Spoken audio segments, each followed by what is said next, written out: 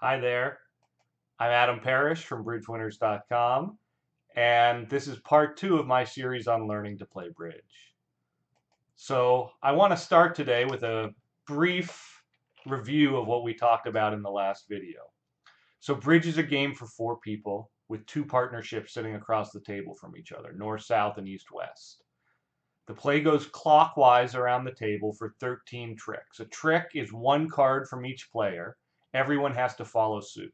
If you can't follow suit, you can play any card that you would like to. The trick is won by the player who plays the highest card in the suit that was led, unless someone is out of that suit and plays a trump.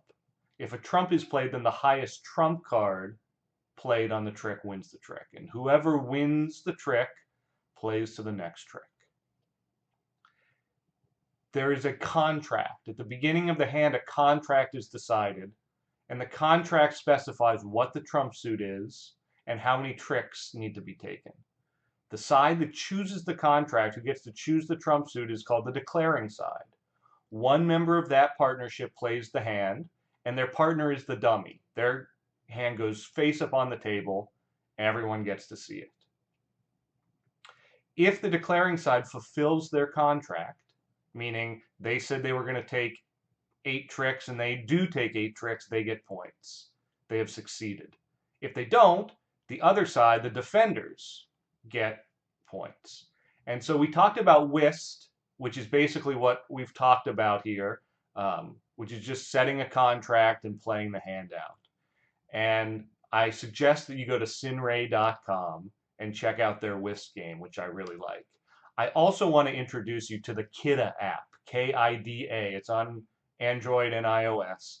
It's a fantastic puzzle solving game using cards. And so you have to figure out, okay, how do you take 2 tricks with these cards? How do you take 3 tricks with these cards? It's a great introduction to the mechanics of bridge. So today we're going to start by talking about the scoring. I've told you before, if you're the declarer and you make your contract, you get points. And if not, the other side gets points. But we want to get into the specifics. So hearts and spades are known as the major suits. Clubs and diamonds are known as the minor suits. They're major suits because they get extra points. They get 30 points per trick. The minor suits get 20 points per trick. And no trump is the king, it gets an extra 10 points. So 40 for the first trick and 30 for the additional. Now remember, when you're the declarer, the first 6 tricks are assumed. We call those book. And so when I talk about 30 points per trick, that's starting with trick number 7. Your contract is for 1 spade. That's for 7 tricks. And so it's the 1 that you actually get the points for. If you take more tricks than you contracted for, these are called over tricks, and they score exactly the same. 30 points for a major or no trump, 20 points for a minor suit. Now, if you contract for a contract that is 100 points or more, that's called a game. And game contracts get a bonus of 300 points. Now, it's important to understand that your contract has to be worth 100 points. Your over tricks don't count towards it. So the tricks that you contracted for have to add up to 100. So that means 3 no trump, 30 plus 30 plus 30 plus that extra 10 for no trump. Or 4 hearts or 4 spades. 30 times 4 is 120. Or 5 clubs or 5 diamonds, 11 tricks, 5 times 20. If you bid a contract that's below game, it's called a part score or a partial, and that gets a bonus of 50 points. So let's look at a couple of examples here. So if you're in 2 spades, which you need to take 8 tricks, so if you take your 8 tricks, you get 110 points. 30 points for those 2 tricks, and 50 points is your bonus. If you make 9 tricks, you get 140 points. The same 110 points plus the extra 30 points for the over trick. 10 tricks, you get 170 points. Notice that 10 tricks is worth game, right? That's 120 points. But because your contract was not for game, you don't get that 300-point bonus. However, if your contract is 4 spades and you take 10 tricks, then you get 420 points. 120 points for your contract plus the 300-point bonus. A contract for 12 of the 13 tricks is called a small slam. And a contract for all 13 tricks is called a grand slam. These are rare, but they get big bonuses. 500 points and 1,000 points. You also get the game bonus. So these scores can be very big. So here's what I call the bidding ladder.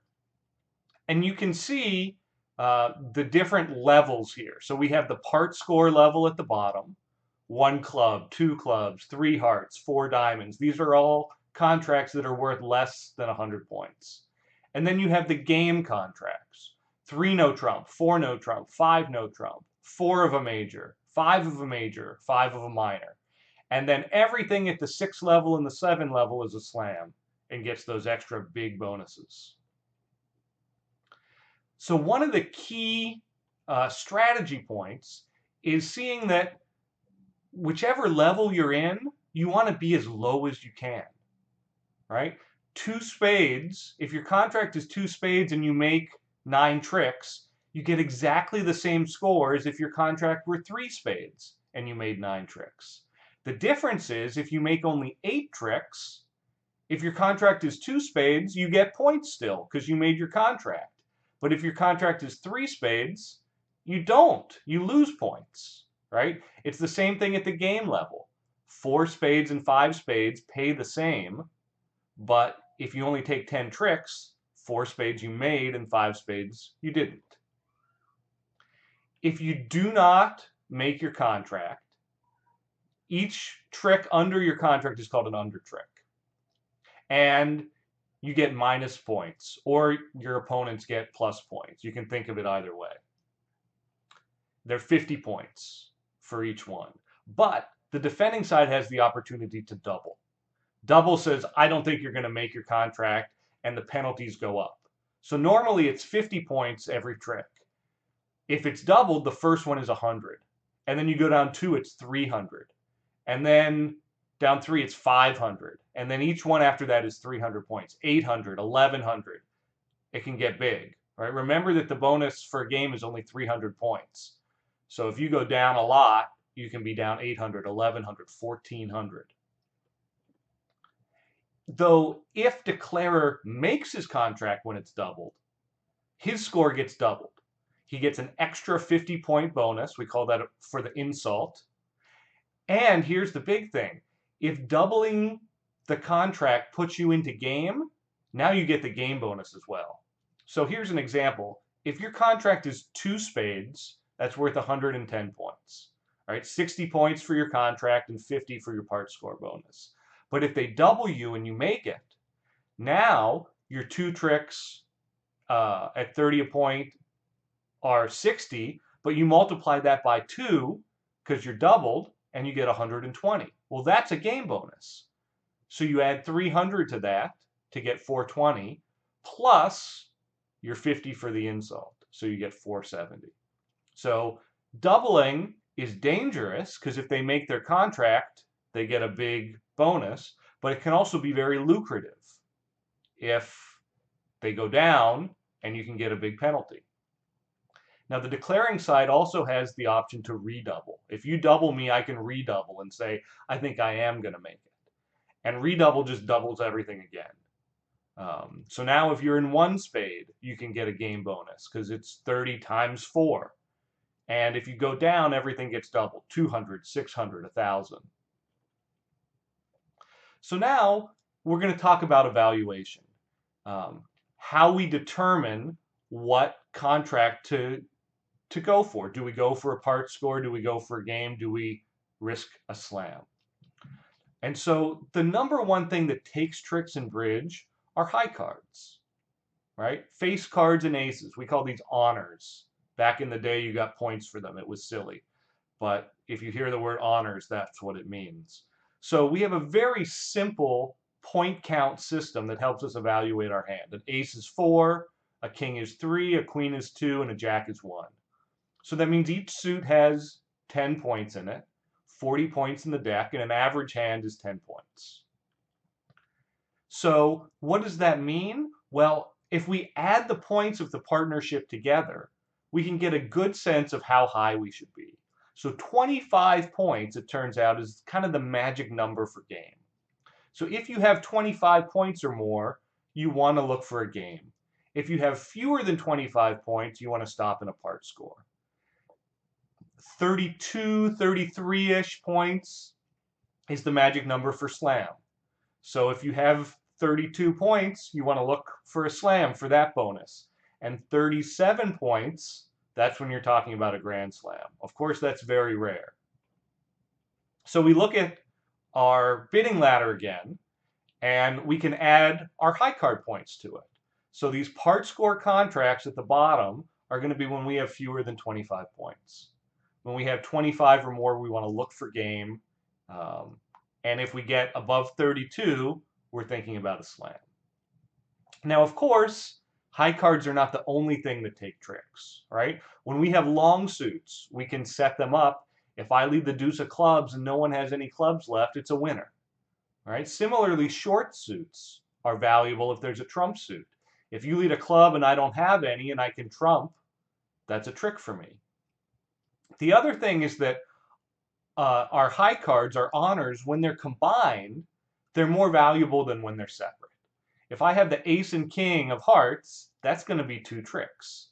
If I have the ace of hearts and the king of clubs, there's no guarantee that that's 2 tricks, right? Similarly, our fit with our partner matters. When our cards go together, they're better, right? If I have the ace of hearts and my partner has the king of hearts, that's going to be 2 tricks. If I have the ace of hearts and my partner has the king of clubs, not necessarily. So what we're going to do is we're going to learn a game called mini bridge. Mini bridge is the beginning game that I'm going to teach you that we're going to start playing before we graduate into full-on bridge. The idea is with real bridge, you have an auction at the beginning that determines the contract. That's the most complicated part of bridge, and so we're going to skip that for a little while, and we're going to use an alternate method to set the contract and just practice playing and have fun playing the hand. So here's how it works. Everybody announces how many high card points they have, right? Make sure it adds up to 40. If not, we need to recount. The partnership that has the most high card points is the declaring side. And the partner within that partnership who has the most is the declarer. If there's a tie, it goes to the dealer or the person to his left. Now, the dummy's going to go down. This is different from regular bridge. In regular bridge, the lead comes and then the dummy comes down. But in mini bridge, the dummy comes down first, and declarer gets to choose the contract. And the scoring is just like regular bridge. So if you have those 25 points, you want to choose a game contract. If you have 32, you want to choose a slam contract. And if not, you want to stop as low as you can. So because of that, the minimum contract is 1 no trump. If you have 23 points or more, the minimum contract is 2 no trump. And so play proceeds like normal bridge. Once I choose the contract, my opponents can double me. If they do, I can redouble. And then once the contract is set, the person to the left of declarer leads any card they want. Now it's dummy's turn to play. Declarer plays from dummy, and play proceeds normally. You win the trick, you play to the next trick until all 13 tricks are done, and we see if declarer made his contract or not. Now, how do you choose a trump suit? The magic number here is 8. If we have 8 cards in a suit, it can be a good trump suit, right? Length is more important than strength. We need to have length between the 2 hands, right? It's not just your hand, it's as a partnership. So 8 cards in the suit, 9 is better, 10 is even better. And major suits are better than minor suits. So if we have a game contract, if we have those 25 points, our first question is, do we have 8 cards in a major? If so, we want to play 4 hearts or 4 spades. If not, we want to look for 3 no trump, because 3 no trump, we only need 9 tricks. Our last choice is 5 clubs or 5 diamonds, because that's 11 tricks. That's almost a slam. If we only have a partial, less than a game, less than 25 points, we can choose whatever suit we have our best fit in. It can be a minor. That's fine. Remember, when you're choosing the level, 25 points is the magic number. So if you have 25 points or more, you want to bid a game, which is 3 no trump, 4 hearts or 4 spades, 5 clubs or 5 diamonds. If you have more than that, you can look for a slam. And if you have fewer than that, you're going to choose a part score. Remember, the lower you can stay, the better.